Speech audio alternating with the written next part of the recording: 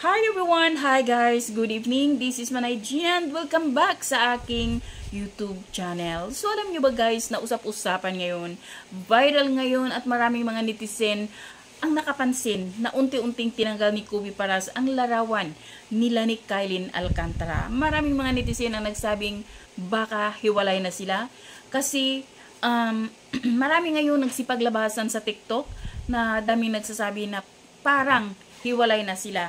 Kasi wala na yung mga larawan ni Kylene at saka ni Kubi na nandoon. Ang andoon na lang na iwan is yung kanilang endorsement. At hindi yun pwede tanggalin kasi nga bayad yun. Kaya ang mga netizen ngayon is nagsasabing, ano kaya? Hiwalay na ba? O anong rason? Kung hindi man sila hiwalay, anong rason bakit pinantanggal ni Kubi ang kanilang larawan? Tahimik naman silang dalawa, walang confirmation. Hindi natin alam kung totoo bang hiwalay na. So abangan natin guys kung magsalita ang bawat kampo. Titingnan natin at aabangan kung ano yung dahilan, ba't ang bilis nilang naghiwalay if totoong naghiwalay. Diba, ang bilis nilang pinag-usapan na naging sila.